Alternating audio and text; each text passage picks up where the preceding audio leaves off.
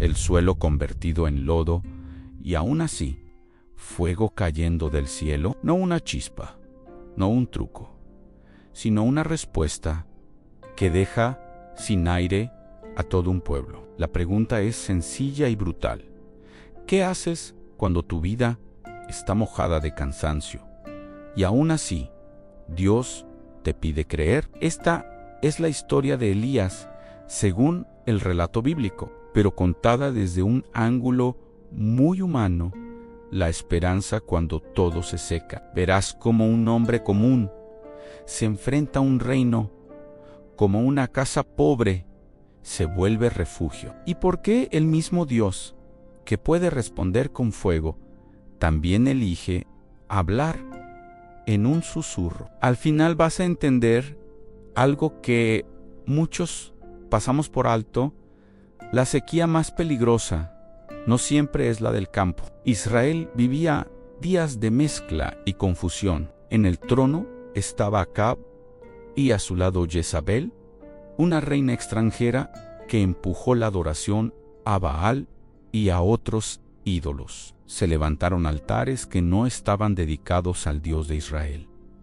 Y la presión cayó sobre los profetas fieles. El miedo se volvió rutina y la fe, para muchos, se volvió un recuerdo distante. En medio de ese ruido religioso aparece un hombre sin presentación grandiosa. Elías no entra con escoltas ni con discursos para caer bien. Se planta frente al rey con una convicción que no nace de su apellido, sino de a quién sirve, y su mensaje no es diplomático, es directo, como una piedra golpeando una ventana. Elías anuncia que el cielo se cerrará y que no habrá lluvia por un tiempo, hasta que Dios lo permita. No es solo un castigo climático, es un golpe al orgullo de una nación que decía confiar en un Dios asociado con la lluvia y la fertilidad. Si el agua no cae, la mentira se queda sin maquillaje, y cuando la mentira queda expuesta,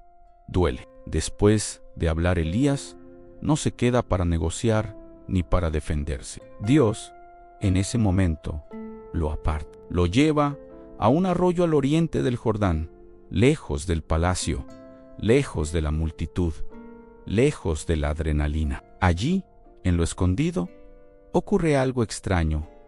Cuervos le llevan comida, y el agua del arroyo lo sostiene día tras día. Hay temporadas en las que lo más espiritual no se ve espiritual. Es comer, beber, esperar y no moverse del lugar aunque te parezca pequeño. Elías no está predicando a multitudes en ese momento, pero está aprendiendo a depender sin aplausos. Y esa dependencia le va a salvar la vida más adelante. Mientras tanto, la sequía se extiende. Primero es incomodidad, luego es preocupación y al final es desesperación. Los cultos a Baal no logran abrir el cielo. Los rituales no cambian el polvo. La gente mira los campos agrietados y entiende, aunque no lo diga en voz alta, que algo está mal en el corazón de la nación. Un día, el arroyo que había sido refugio empieza a bajar. No se seca de golpe, se va apagando. El sonido del agua se hace más débil, como una esperanza que se queda sin voz, y finalmente queda solo tierra húmeda. El lugar donde Dios lo cuidó, ahora lo obliga a dar otro paso. Entonces llega una orden inesperada a ir a Sarepta, en territorio extranjero, y depender de una viuda. El plan parece ilógico. ¿Cómo va a sostenerlo alguien que también está viviendo la misma sequía? Pero Elías camina, no porque entienda todo, sino porque ha aprendido a obedecer, aun cuando no tiene un mapa completo. Al llegar, encuentra a una mujer recogiendo leña. No es una escena heroica, es una escena triste. Sus manos hacen lo que pueden para sobrevivir un día más. Elías le pide agua y luego le pide algo de comida. Y ahí se abre una herida. Ella confiesa que solo le queda un poco de harina y unas gotas de aceite, lo justo para una última comida junto a su hijo. Elías podría retroceder, podría decir: está bien, no te preocupes, pero habla con una calma que sorprende. Le pide que no se paralice por el miedo y que primero prepare algo para él, prometiéndole que Dios sostendrá su casa hasta que vuelva la lluvia. Es una petición incómoda, casi absurda, como muchas decisiones de fe en momentos extremos. A veces, la fe se parece a soltar lo último que estás apretando con la mano, y no porque Dios disfrute verte sufrir, sino porque en la escasez se revela con claridad en que estás confiando. Esa viuda no tiene un plan B, tiene una decisión, y decide creer aunque le tiemble el cuerpo. Ella cocina con lo poco que tiene, y el día no termina en tragedia. Al mirar de nuevo, la harina sigue ahí, el aceite no desaparece. No es una montaña de provisión, es lo necesario, repetido cada mañana. La casa se convierte en un testimonio silencioso. El Dios de Israel puede cuidar una mesa pequeña, incluso fuera de Israel. Elías permanece allí durante un tiempo. La sequía sigue afuera, pero dentro de esa casa hay comida y hay conversación. El profeta habla de un Dios vivo, no como una idea, sino como alguien que sostiene y guía. Y la mujer que empezó con dudas aprende a reconocer a Dios en algo tan cotidiano como amasar. Pero la historia no se queda en lo dulce. Un día, el niño enferma empeora rápido, hasta que deja de respirar. El golpe es brutal porque llega después de tantos días de provisión. La madre, rota, mira a Elías y mezcla dolor con culpa. En su mente, la tragedia parece una condena, como si Dios hubiera venido a cobrar una deuda. Elías toma al niño y se lo lleva a su cuarto. No hace espectáculo. Clama a Dios con desesperación real, como alguien que no está actuando para una audiencia. Pide que la vida vuelva. Y según el relato, Dios responde: el niño revive y regresa a los brazos de su madre. La viuda ya no habla desde la sospecha, habla desde la certeza de que la palabra de Dios es confiable. Cuando ya han pasado muchos días, Dios llama a Elías a salir de lo escondido. Ahora debe mostrarse ante Acab. El profeta regresa a una tierra agotada, con ciudades tensas y caminos llenos de gente buscando agua. Y mientras él camina, el rey también se mueve, desesperado, intentando salvar lo que queda de su reino. En ese tiempo aparece Obadías, un administrador del palacio que teme a Dios en secreto. El relato cuenta que escondió a profetas perseguidos y los ayudó a sobrevivir. Eso dice mucho de esa época. La fidelidad no siempre grita, a veces se esconde para no ser aplastada. Obadías se encuentra con Elías y se asusta, porque llevarle noticias al rey puede costarle la vida. Elías le asegura que no va a desaparecer otra vez. Obadías corre a avisar y Acab sale al encuentro. El saludo no es amable. El rey acusa a Elías de ser el causante del desastre. Es más fácil señalar a un mensajero que reconocer un error propio.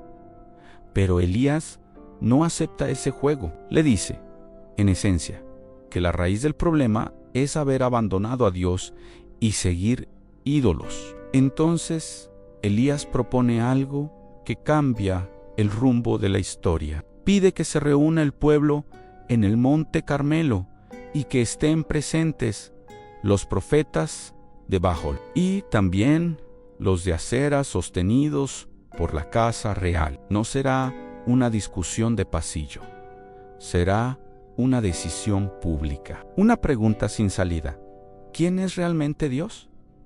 La multitud sube al monte. Hay tensión en el aire, porque todos han perdido algo en la sequía.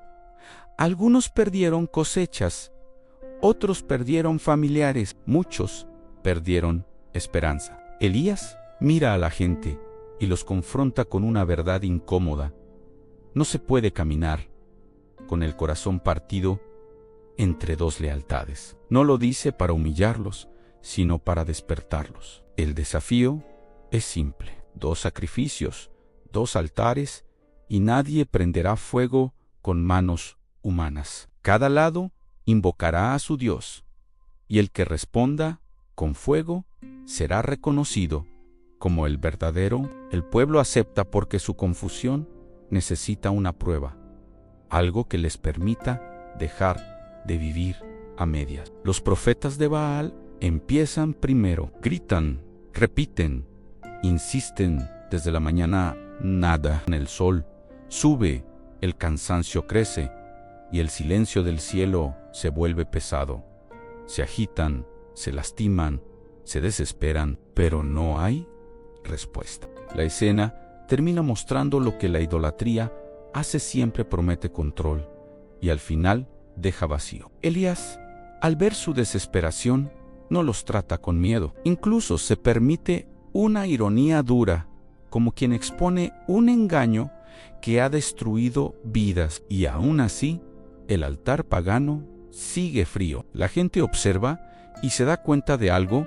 No es que Baal esté tardando, es que no hay nadie escuchando. Entonces, llega el turno de Elías. Primero, repara un altar dedicado al Señor que estaba en ruinas. Toma piedras que representan a las tribus de Israel como un recordatorio de identidad. Prepara el sacrificio y luego hace algo que parece ir contra la lógica.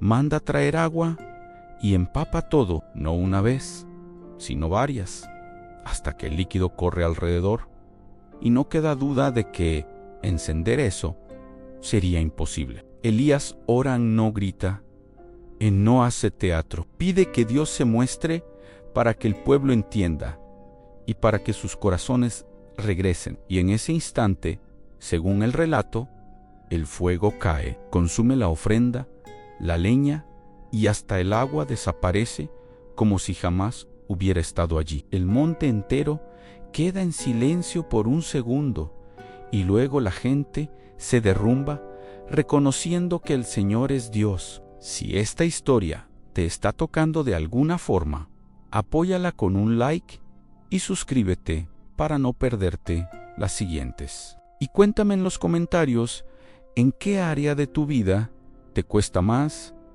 dejar de vivir a medias. El triunfo no se convierte en fiesta ligera.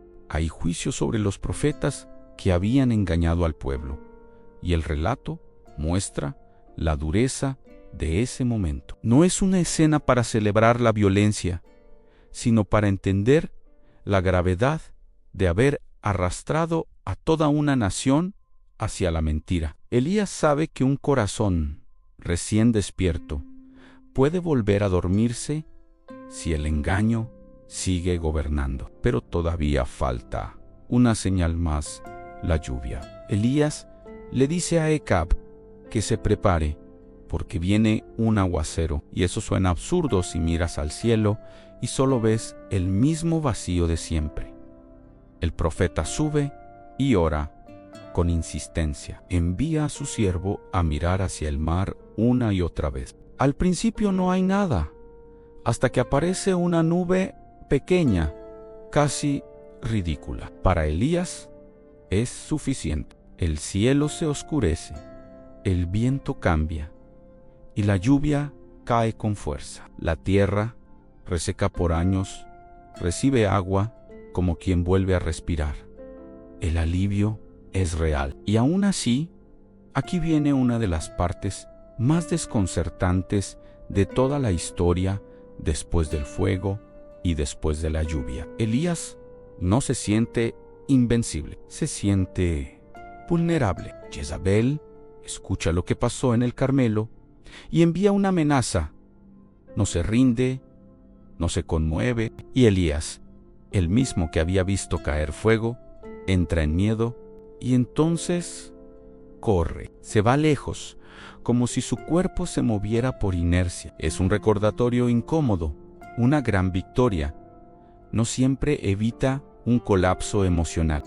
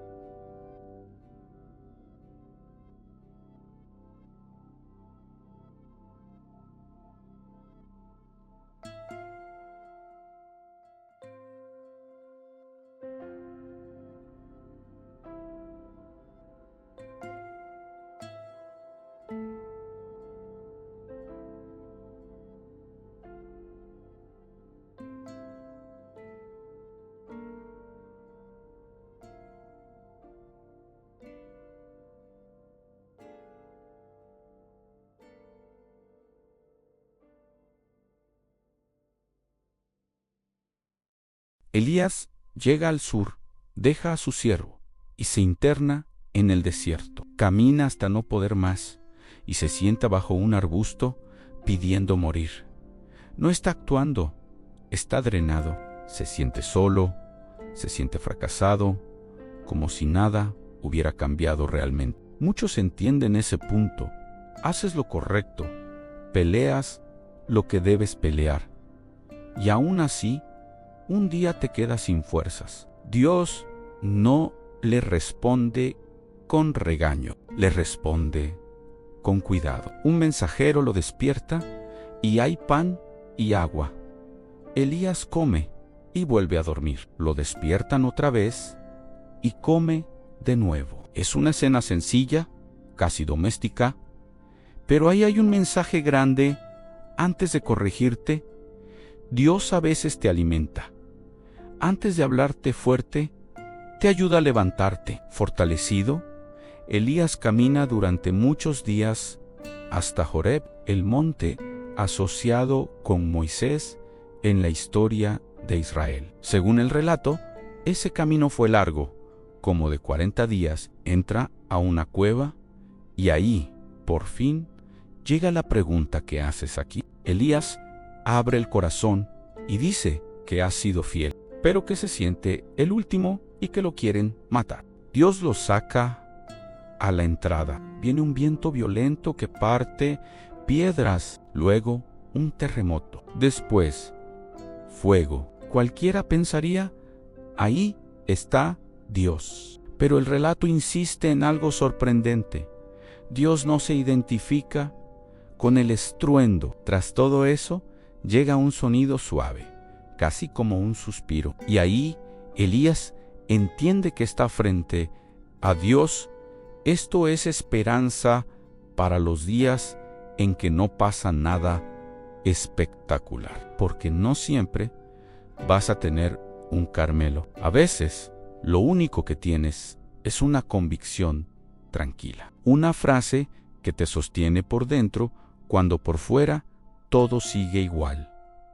Y si Dios está ahí, eso basta para seguir un día más. Dios no solo consuela, también da dirección. Le encarga tareas que tendrán impacto en el futuro, preparar cambios de liderazgo y llamar a un sucesor. Y luego le dice algo que rompe su mentira más grande: no estás solo. Según el relato, Dios le habla de 7,000 personas que no se rindieron ante Baal, aunque no estuvieran a la vista. Elías obedece y encuentra a Eliseo trabajando la tierra. No está en un templo esperando un llamado, está arando. Elías le pone su manto encima como señal de invitación, y Eliseo entiende. Pide despedirse de su familia y luego hace algo radical: ofrece una comida con sus animales y quema sus herramientas de trabajo, como diciendo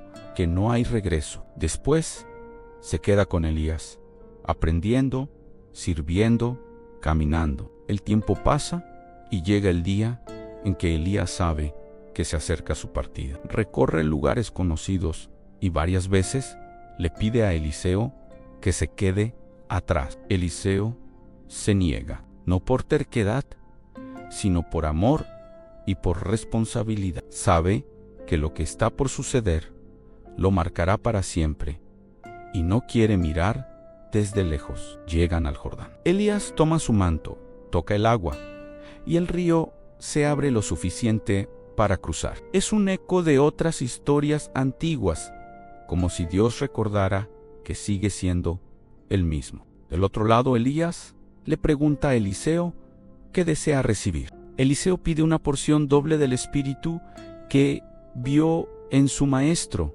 no como trofeo, sino como capacidad para cargar lo que viene. Elías le dice que no es una petición fácil y que hay una condición ligada a lo que Eliseo verá. Y entonces ocurre lo inesperado.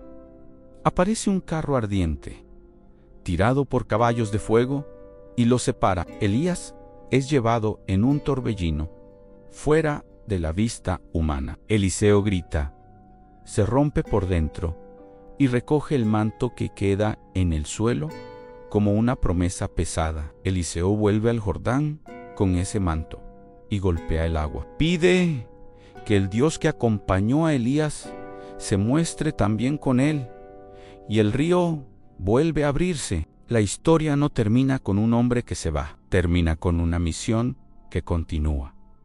Dios no depende de un solo nombre, pero si honra la fidelidad de los que se entregan. Cuando piensas en Elías, es fácil quedarte solo con el fuego del Carmelo, pero su historia completa incluye hambre, miedo, cansancio y un susurro. Incluye una viuda que arriesga lo último, un niño que vuelve a respirar y un profeta que aprende que Dios también está en lo pequeño. Y eso es esperanza en medio de la crisis. Tal vez hoy tu cielo se siente cerrado, o tal vez vienes de una victoria y aún así estás vacío. La historia de Elías te deja una pregunta que no suena religiosa, suena humana.